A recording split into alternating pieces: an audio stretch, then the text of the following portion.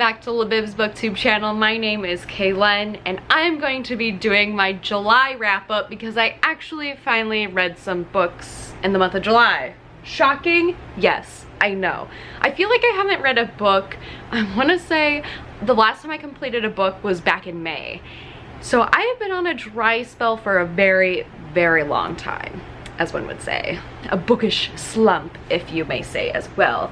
We had a readathon that happened in July. I ended up reading some books from that, and then I'm also going to be talking about the books that I am still currently reading because I think I need to just mention those as a way to also help motivate me to be like, read and finish your books, girl.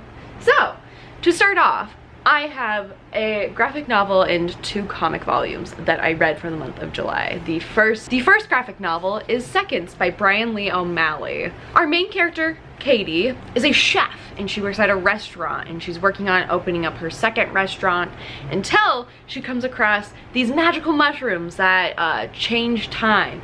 So this is a story about eating magical mushrooms and time changing and kind of the effects of what you're doing when you play with time. And so I honestly really loved this. I thought it was a great graphic novel and I loved the color and the illustrations, and I can't wait to see what else Brian Lee O'Malley brings to the table. I'm gonna get into the first comic volume that I read and completed in July, and that's Blossom 666, Bun. And this homie wrote about the Blossom twins. So like in Riverdale, we have our main one, Jason, he's dead, but in this series, he's alive and well. And this talks about one of the Blossom twins is the Antichrist. So this is an Archie horror comic collection, and it was very weird, very bizarre, but I really overall enjoyed it. I thought the ending made for a great cliffhanger of like, what's going to happen next? I gave this 4 out of 5 stars.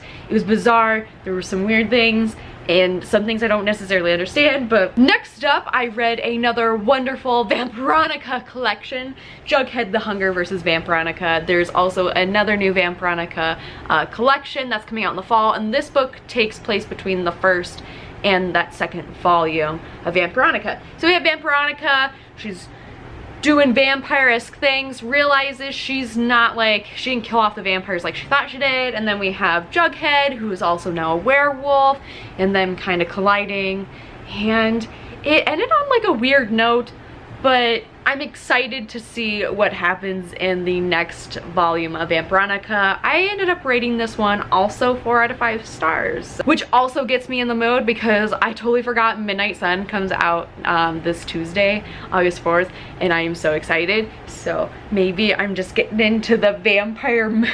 And the next couple of books that I'm still reading, Shout by Laurie Halse Anderson. I'm still stuck in the same place. Will I ever finish this book at this point? I honestly don't know. Another book that I started doing the little readathon that we had going on in July is Memories by Lang Leave, and I want to say I feel like I'm a third way through in this book. There's collections from 2 of her books in here and also some new stuff. So far, I just need more time to read and then I will complete this for sure. I'm currently reading also The Unleashed by Danielle Vega. So I've been listening to the audiobook strictly and not following along at the same time because that's my jam, is I listen to an audiobook and I follow along.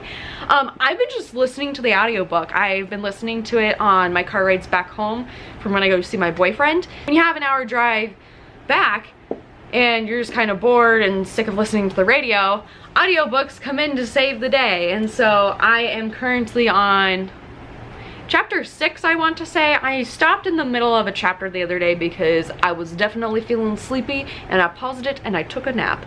So The Unleashed is a sequel to The Haunted.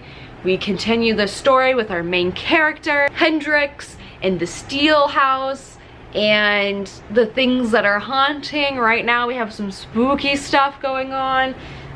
Already kind of liking it a lot better than The Haunted, so that's a plus. because I wasn't really much of a fan of that book, so I'm excited to see where this goes. Hopefully, I just didn't jinx myself. That's all that I ask. But anyways, so the month of July, I completed 3 books. I started 2 new books, and then I'm still just reading 1.